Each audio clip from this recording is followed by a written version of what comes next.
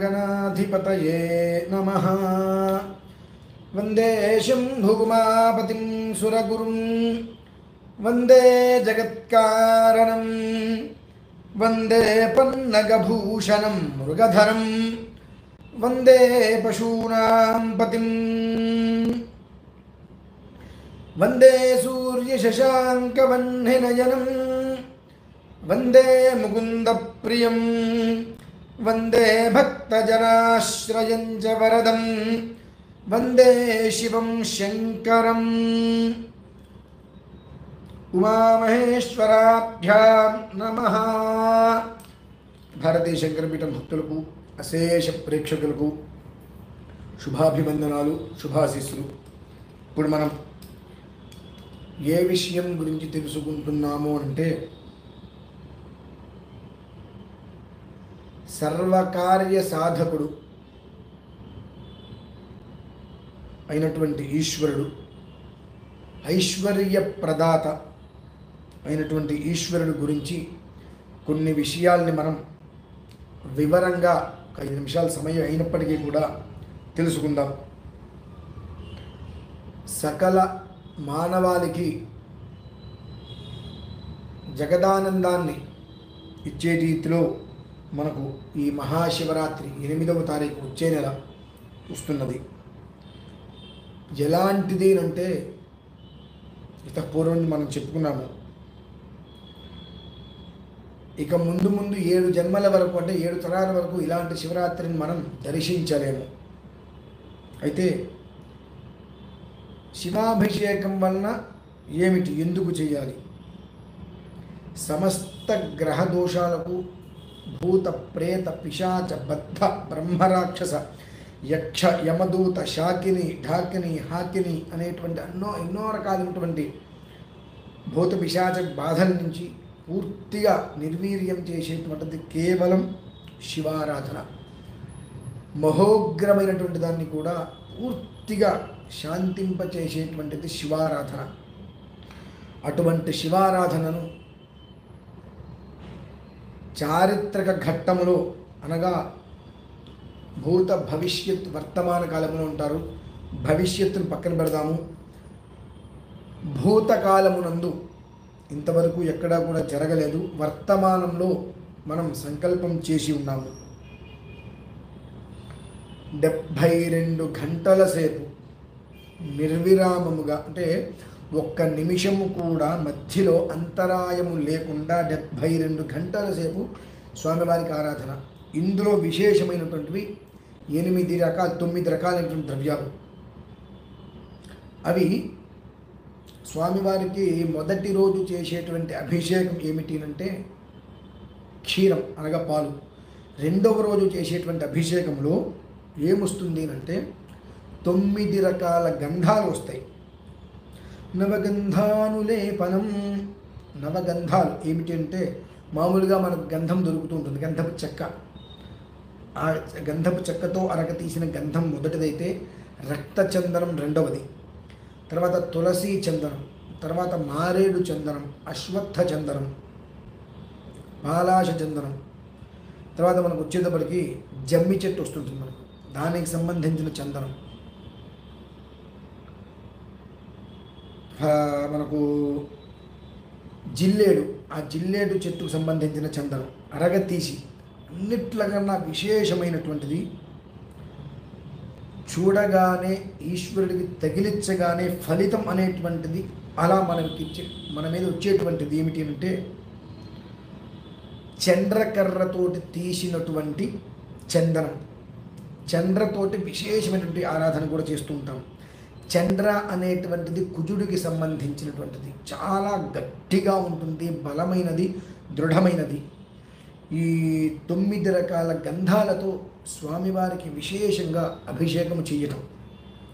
ఈ నవగంధానులేపనం అనేటువంటిది మనం ఒక్కసారి ఆ 9 గంధాలు పేరు తలుచుకొని ఆ గంధాలతోటి కలిపి ఈశ్వరుడికి అభిషేకం మనము చేశామని మనస్సులో తలుచుకున్న రోమాలు నిక్కబడి చేస్తే మనం అంత అద్భుతమైనటువంటిది ఆ ఒక్క గంధానులేపనంతో అభిషేకం.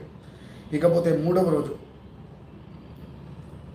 మనకు ఎన్నో సుగంధ ద్రవ్యాలు దొరుకుతూ ఉంటాయి. అందులో ప్రధానమైనటువంటిది కృత్రిమంగా తయారు చేసేటువంటిది కాకుండా వస్తుంది మనకు కస్తూరి. ఈ కస్తూరి అనేటువంటిది జింక నుంచి వచ్చేటువంటిది. అది ఆ ఒక జింక ఇంకొక జింకని ఆకర్షించేటువంటి ప్రక్రియలో ఆ ఒక కస్తూరి అనేటువంటి కాయను వదులుతూ ఉంటుంది, ఆ ఒక సువాసనని. ఆ జింక నుంచి వచ్చినటువంటి కస్తూరి కాయ ఏదైతే ఉంటుందో ఆ కస్తూరి, అగరు, గోరోజనం అనేటువంటి సుగంధ ద్రవ్యాలతోటి ఉన్నటువంటి జలంతో అభిషేకం. ఇది వరకు పూర్తయిన తర్వాత అర్ధరాత్రి సమయంలో ఈ ఒక్క ఏదైతే చంద్రకర్ర ఉన్నదో ఆ చంద్ర సమిధలతో ఈశ్వరుడికి హవనం, హోమం. అది కూడా ప్రతి శివరాత్రికి అగ్నిహోత్రంలోకి దిగి చేయటం అనేటువంటిది 14 సంవత్సరాలుగా జరుగుతున్నది. ఇది 15వ సంవత్సరం. మనము ఆ ఒక్క ఏదైతే చంద్రకర్ర ఉంటుందో చంద్ర నిప్పులు అంటాం. అది నార్మల్గా ముట్టుకుంటే నా వేడిగా మనం తట్టుకోలేము. అటువంటిది చంద్రకర్రలు 1100 సమిధలు, చంద్ర సమిధలు అగ్నిహోత్రంలో ఉంచి ఆ మధ్యలో కూర్చొని స్వామివారికి రుద్రం అనేటువంటిది పూర్తిగా అభిషేకం హోమం చేయడం. ఆ రుద్రమంత్రాలని గోఘృతం అనగా ఆవు నేతితోటి ప్రత్యేకంగా హోమం చేయడం. ఆ హోమం చేస్తూ కొన్ని విశేష మంత్రాలు వచ్చినప్పుడు ఈ చంద్ర సమిధనే నేతిలో ముంచి అగ్నిహోత్రంలో వేయటం తేలికైన విషయం కాదండి. ఎందుకు చేస్తున్నాము అంటే వచ్చేటువంటిది యుగాదికి కుజుడు రాజు, శని మంత్రిత్వ విభావంలో ఉండటం వలన ఎన్నో రకాలైనటువంటి సమస్యల్లో మనం ఇరుక్కోవలసిన పరిస్థితి ఉన్నది. దాని నుంచి మనం అందరం బయటపడాలి అనేటువంటి ఉద్దేశ్యం. దీనికి ఒక 3 సంవత్సరాలుగా సాధన జరుగుతుంది. ఎందువలన సాధన జరుగుతుంది అంటే 3 అహోరాత్రాలు అనగా 6వ తారీఖు ఉదయం 7 ఆ ప్రాంతాలలో మొదలు పెడితే 9వ తారీఖు ఉదయం వరకు కూడా ఆపకుండా 3 రాత్రులు 3 పగళ్ళు జరుగుతూనే ఉండాలి అభిషేకం. ఎవరో ఒకరిని కూర్చోబెడితే అది అయ్యేటువంటిది కాదు. దాని మీద అవగాహన, దాని అనుభవం అనేటువంటిది ఉన్న వాళ్ళని మాత్రమే సమకూర్చుకోవాలి. దానికోసం మాకు సమయం పట్టింది, ఇంత సమయము. మీరందరూ కూడా ఈ ఒక్క మహాక్రతువుని ముందుకు నడిపిస్తారు అనేటువంటిది అయితే నేను మనస్ఫూర్తిగా కోరుకుంటున్నాను. క్షీరధార సుమారుగా 650 లీటర్ల పాలతో మొదటి రోజు అభిషేకము, రెండవ రోజు ఈ నవగంధాలతో స్వామివారికి అభిషేకము, మూడవ రోజు సుగంధ ద్రవ్య జలంతో అభిషేకము, అనంతరం అగ్నిహోత్ర పూజ.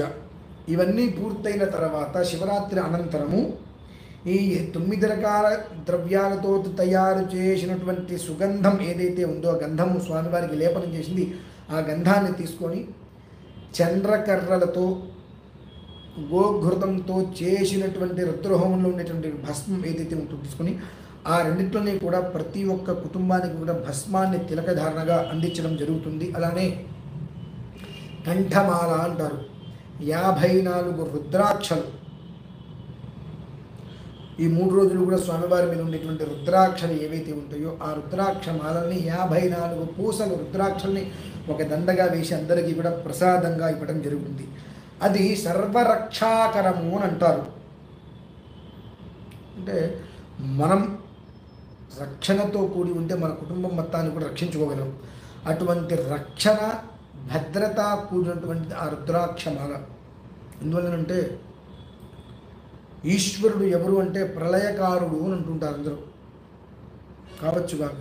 కానీ ఎలాంటి ప్రళయాన్నైనప్పటికీ కూడా పూర్తిగా కూడా నిర్వీర్యం చేసి ప్రశాంతతనిచ్చేటువంటి వాడు ఎవరయ్యా అంటే మళ్ళీ ఈశ్వరుడే. మనకి ఎన్నో మంత్రాలు ఈశ్వరుడు గురించి చెప్పబడి ఉన్నాయి. అసలు రుద్రం అంటే ఏమిటి, రుద్ర విధి అంటే ఏమిటి, రుద్రాభిషేకం అంటే ఏమిటి, రుద్ర అహోరాత్రం అంటే ఏమిటి అనేటువంటి విషయాలలో పూర్తిగా కొన్ని వీడియోస్ నేను చేయిస్తున్నాను. రాష్ట్రపతి నుంచి అవార్డు తీసుకున్నటువంటి ప్రఖ్యాతగాంచినటువంటి వేద పండితులు వారు సామాన్యంగా అయితే ఎవరికి దొరకరు, వారిని అడగడం జరిగింది. దాని గురించి పూర్తి వివరణ కూడా ఇస్తాను అన్నారు. అదంతా కూడా మీ అందరి ముందుకు తీసుకొని వస్తాను. ఈ ఒక్క మహాశివరాత్రి రమ్యమైనటువంటి శివరాత్రి, యోగరాత్రి, అన్నీ కలిసి 29 పుష్కరముల అనంతరం అనగా 349 సంవత్సరముల తర్వాత వస్తున్నటువంటి ఒక మహాశివరాత్రిని మనమందరము కూడా కలిసి ముందుకు నడిపించి నేను నేను నేను ఎవరికి వాళ్ళు నేను అనుకుంటూ ఆ నేను చివరికి జరిగి మేము మనము అనేటువంటిదిగా తీసుకొని సపరివార సకుటుంబాలన్నీ కూడా క్షేమంగా ఉండాలి అనే ఒకే ఒక్క సంకల్పంతో ఈ యొక్క విధానాన్ని అనుసరిస్తున్నాము. ప్రతి ఒక్కరూ కూడా ఖచ్చితంగా చూడవలసినదే, అంతేకాకుండా స్వహస్తములతో అందులో పాల్గొనవలసిందే. ఎవరైనా రావచ్చు. ఆ రుద్రాభిషేకం జరుగుతున్నంతసేపు ఆ రుద్రం కూడా మీకు పాశుపతం అనేటువంటిది వినే ఉంటాం మనం. కొండపైన అర్జునుడు తపస్సు చేసి పరమశివుణ్ణి మెప్పించి పాశుపతాస్త్రము పొందాడు అని చెప్పి కూడా ఒక పాటలో మనం విన్నాము. అంతేకాకుండా మనం భారత యుద్ధంలో కూడా మనం చూశాము. పాశుపతాస్త్ర ప్రయోగ ఉపసంహారాలన్నీ కూడా అర్జునుడు పరమశివుడి దగ్గర నేర్చుకొచ్చాడు అని చెప్పి అటువంటి మహాపాశుపత ప్రయోగం రుద్రయామలోక్తంగా రుద్రాన్ని రుద్రంతో సంపుటి యావత్ భారతావనిలో ఇప్పటి వరకు ఎక్కడ జరగలేదు. ఎందుకంత గట్టిగా చెబుతున్నాను ఈ మాట అంటే, రుద్రాన్ని రుద్రంతో సంపుటి చేయటము అంటే ఒక రుద్రము 62 గంటలు సమయం పైనే పడుతుంది. మామూలుగా ఓం నమో భగవతే రుద్రాయ ఓం భూర్భువస్వః ఓం నం అని రుద్రం మొదలు పెడితే 8 నిమిషాలు లేదా 10 నిమిషాలు 15, ఇంకా చిన్నగా చేస్తే 20 నిమిషాలు పడుతుంది. అటువంటిది ఆ రుద్రాన్ని అనులోమ విలోమంగా పాశుపత విధానాన్ని అనుసరిస్తే 62 గంటలు ఒక రుద్రం పడుతుంది. ఆలోచించండి. అంటే ఒక రుద్రం 62 గంటలు పట్టింది అంటే దాంట్లో ఉండేటువంటి ఆ పాశుపతం అనేటువంటి అస్త్ర ప్రయోగ మంత్రశక్తి అనేటువంటిది ఏ స్థాయిలో మన దేశాన్ని కావచ్చు మన కుటుంబాన్ని ఎంతగా రక్షిస్తుంది అనేటువంటిది అదొక్కటే మనకు ప్రత్యక్షంగా కనిపిస్తుంటుంది. అటువంటి అద్భుతమైనటువంటి మహామంత్రములతో కూడి మొదలుపెట్టి చేయాలని సంకల్పం చేసినటువంటి ఒక అహోరాత్రత్రయ రుద్రాభిషేకమునకు మీరందరూ కూడా సమగ్రముగా ఇది మనది అని భావించి సహకరించి ఈ యొక్క మహాక్రతువును ముందుకు తీసుకెళ్లవలసిందిగా కోరుతూ సెలవు తీసుకుంటున్నాను. దీని గురించి ఎవరైనా ఏదైనా అనేక విషయాలు ఉంటుంటాయి కాబట్టి తెలుసుకోవాలి అని అనుకున్నట్లయితే కామెంట్ రూపంలో కనుక రాసినట్లయితే మీకు ఎవరెవరికి ఎలాంటి సందేహాలు ఉన్నప్పటికీ కూడా ఖచ్చితంగా నేను నివృత్తి చేయగలను. అందరూ కూడా ఈ యొక్క మహాక్రతువుని మనదిగా భావించి ఇంతవరకు భూతకాలమునందు జరగలేదు, భవిష్యత్తులో చెప్పలేము కనుక వర్తమానంలో ఇటువంటి మహత్ కార్యం అనేటువంటిది జరుగుతుంది కాబట్టి దానికి మంత్రశక్తి నా దగ్గర ఉంది. దాన్ని నడిపించడానికి కావాల్సినటువంటి ఇంధనం నా దగ్గర లేదు. అంటే ఆ ఒక్క మంత్రశక్తి ఓం అగ్నిముఖావై దేవాశ్చందోభిరిమాన్ లోకాననపజయమభ్యజయన్ను వైశ్వానరాయ విద్మహే లాలీలాజ ధీమహి తన్నో అగ్ని ప్రచోదయాత్ అని అగ్ని ఉపాసన చేసి అగ్నిహోత్రమునందు కూర్చొని 40 నిమిషాలు పైన అగ్నిహోత్రంలో కూర్చుంటే నేను అలా కూర్చున్నా నిలబడినప్పటికీ కూడా నా మీద 5 నుంచి 6 అడుగుల పైకి జ్వాలలు ఎగసిపడుతున్నప్పటికీ కూడా ఏమాత్రము కూడా ఆ వేడి కూడా నాకు తగలకుండా అగ్నిహోత్రాన్ని అనుష్ఠానం చేసి ఆ అగ్ని ఉపాసన అందులో కూర్చొని చేసేటువంటి మంత్రశక్తి మాత్రమే నా దగ్గర ఉన్నది. కానీ ఆ ఒక్క విధానాన్ని ముందుకు నడిపించేటువంటి ఇంధనం అనేటువంటిది నా దగ్గర లేదు. ఆ ఇంధనం లేకపోతే నేనేమి చెయ్యలేను.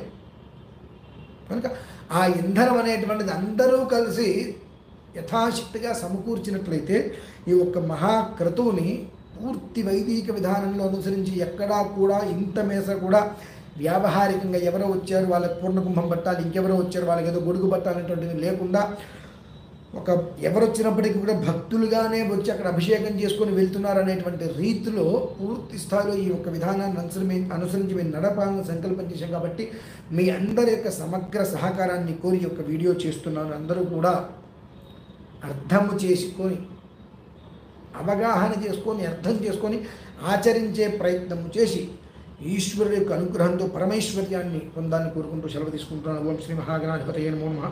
స్వస్తి.